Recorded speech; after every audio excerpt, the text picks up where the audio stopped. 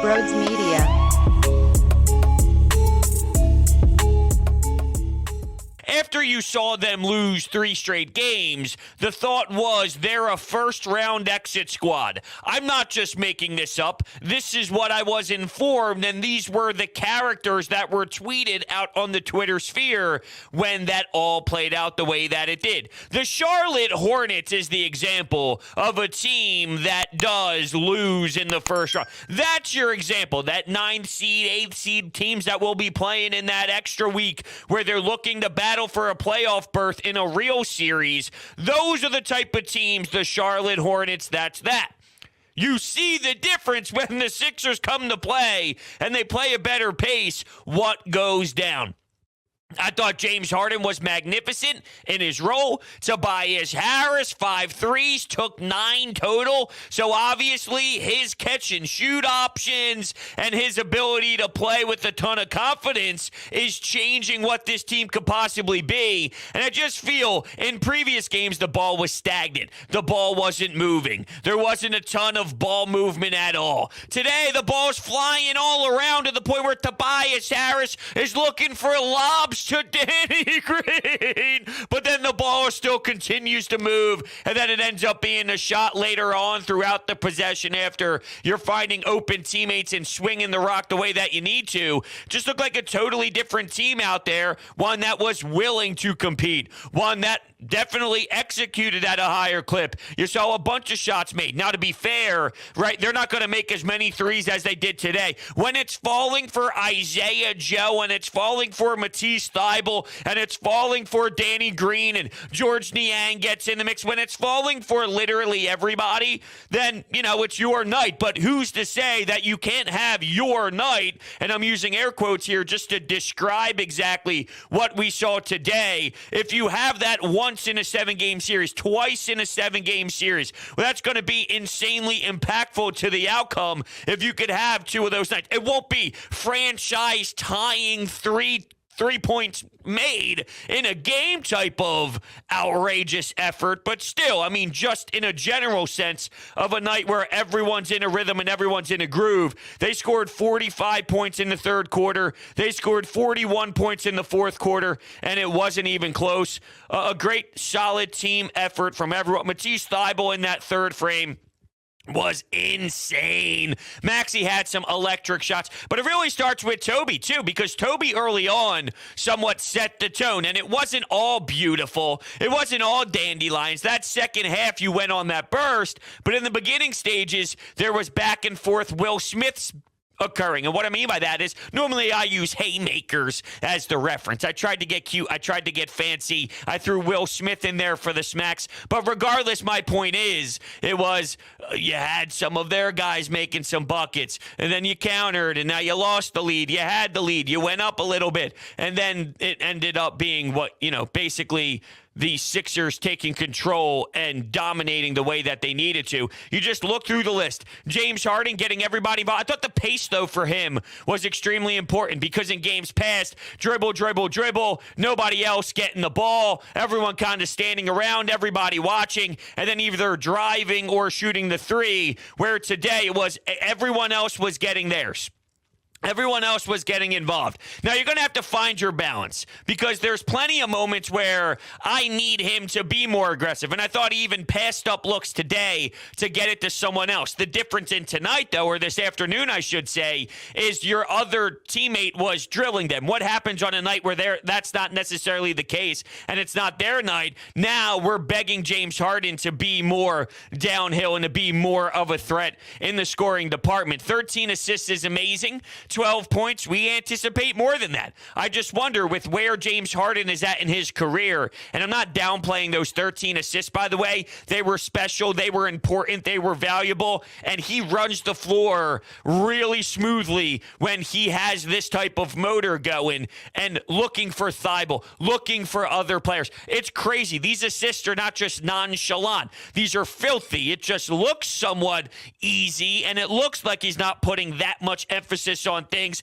but he really is. He's just that much in a groove when he finds it. He needs to be a good balance, though, of the threat, which then organically opens up everybody else on the team as a whole, because teams have to view you differently defensively. Now, we know the Charlotte Hornets might not be the best defensive unit in the world. I do believe that other teams make it more difficult on James Harden when it comes to the pick and roll. We saw the pick and roll work great. We saw the pace of the game change. I don't know if it'll look exactly the same against other teams. Granted, to defend my point of they're not a first-round exit squad, you see what a lethal talent can do, like you saw the Sixers do to a first-round type of team. That's a first-round type of team. The Charlotte Hornets, those are the type of teams that get the first-round exits. You see the disparity, but once you get to the second round, and if we're lucky enough to see a third round, you beg James Harden to beat you. You dare James Harden to beat you because, well, I know he's been working on catching and shooting, and he did show you that today. It was on display this afternoon.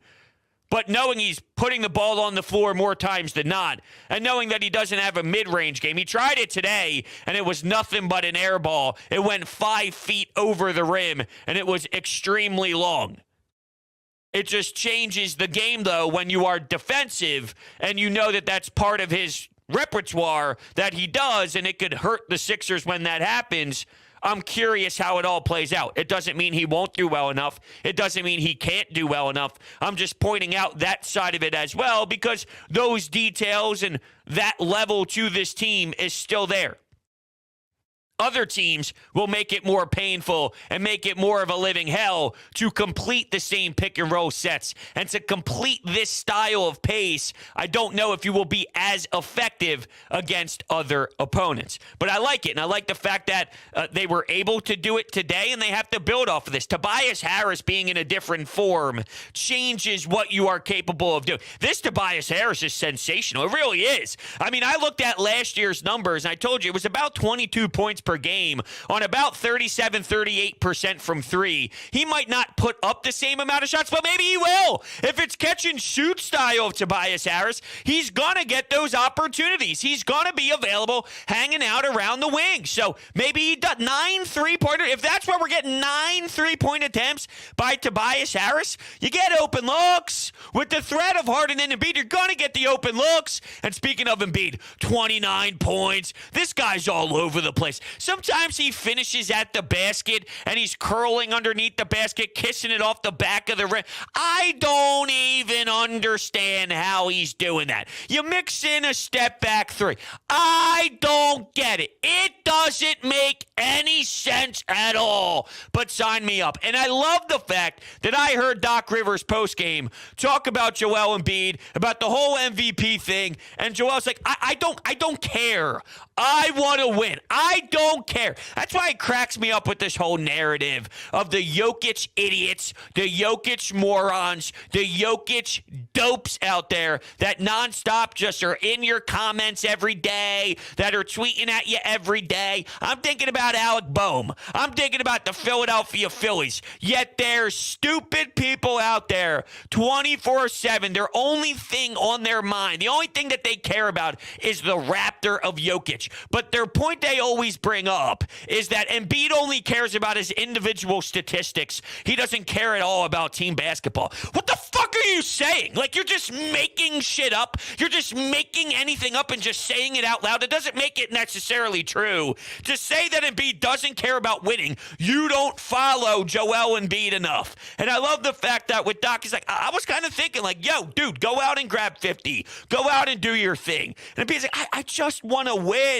I just want to win. And that's true. See, I wouldn't run with that and care about it and point it out if I thought it was just coach speak, if I thought it was just player speak, if I thought it was just nonsense to make the fan base feel happy. But we get it because we've seen Joel Embiid grow up from basically the dude from Kansas. And by the way, shout out Villanova, who's about to beat Kansas, even with a Justin Moore out. That's how strongly I feel about Jay Wright and the program that he runs in the Philadelphia area. And that's right, I said in the Philadelphia area for all the people I can't believe somehow claim that that's not a Philadelphia school. Shame on you. We watched the guy grow up and blossom into a dude that cares, that wants to win, that wants to compete, and that's the number one thing on his mind. So it just is, it's crazy to me as a whole. We have $5 donations coming in from Nolan. Couldn't agree more, Brodes. Great, solid team effort. Thank you. I appreciate that. Great minds think alike, Nolan, and that's basically where we're at with this performance. I think that you just look through the list and your guys play well. DeAndre Jordan even exploded. Had a couple plays defensively, had a couple alley-oops there and some big slams. It was just their night. I don't know how to pronounce this individual's first name, so I apologize. Clivel? Just a regular season game. Don't taking too much out of it. Fine. That's fine. I say it all the time when they lose, don't overreact. When they win, don't overreact. That's fair. But what I can't have happen is after you lose 3 straight and then fans cry that there's no way we'll ever even see one series win, and then they beat the Charlotte Hornets. You can't react to those 3 games and say, and put everything into it and say, this means we're going to fail. This means we are destined for losses early in the postseason. And then when they win, now all of a sudden, they can't beat the Pistons. They can't even beat the Pistons. They're never going to do anything. And then they beat the Charlotte Hornets. They go, I don't really care about this one. This is just one win that I don't care about because it's just a regular season. You can't have it both ways. I have not changed my posts, and I have not changed my stance on how I felt about this team for quite some time. They're going to have to work some things out, and it might have to be on the fly due to the fact that this team was put together and formed together at the trade deadline. We need to, I wish we had more time to get James Harden to establish himself the way that we're going to know to need him, but we don't know it right now. He needs to find that perfect balance, whatever that is, and the only way we'll gather that is by experience, but there's really not enough time for him to transform into fully 1,000% knowing his identity. He has a better understanding, which is it can't be too slowed down. It's got to have another gear involved, and it's more than just let me drive looking for fouls, dribble, step back 3. It's incorporating everyone else involved, but stay in your aggressive mode. So how is James Harden going to know that line and play it the right way? Because there's times where he takes everybody else out of it, and he's not even close to being the floor general that we need. And then at the same time, did you see some of these looks today? And sometimes it's a make-or-miss league. You could get these same looks drawn up and these same looks figured out, yet it's clank, clank, clank, clank, air ball. I'm calling from D.C. I'm actually a Raptors fan. Okay. Congrats on the win. Thank you. I'm wondering what you think about a possible Sixers-Raptors, matchup in the playoffs. I got to be honest, the way Harden's playing right now, I'm thinking that might be a favorable matchup for the Raptors. I don't know what you're thinking. I'm obviously going to lean in the other direction and say that I feel the Sixers. The only thing about the Raptors, and I'm not telling you they don't play a good team game, and I'm not telling you that they're not bought into Nick Nurse, and I think Nick Nurse will probably be better than Doc Rivers, but then it comes down to, in the NBA, superstar talent is more important than a head coach. And you might have the better head coach in a matchup, but if Joel Embiid plays and gives you 37 and 15, I just look at the Sixers roster and say, I like their talent more than I like the Raptors' talent. And in the NBA, talent wins more times than not. Now, that doesn't mean the Raptors don't have a shot at all in competition, because I do like their style, and I do think Nick Nurse knows how to push the right buttons. But I'll take my betting chances on more talent over less talent in the NBA any day of the week, whether that's the Sixers or any other team in a series. That's not just applied to my team. That's applied to any team in basketball.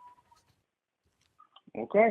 Just curious. All right. Thanks, buddy. We'll see. All right. I appreciate that. Yeah, I mean, if you're a Raptors fan, I would imagine you feel that the Raptors are going to do well in the series. I'm not saying it wouldn't be a fun series. Could it go 6 games? I don't think it's over in 4. I don't think it's over in 5. I think it could be a series that goes 6, 7, and it's going to be intense, and there'll be haymakers being thrown back and forth. But to say the way James Harden has been playing, he's had 2 really bad games, and then he's had in his last 5, he's had 2 bad ones and 3 good ones.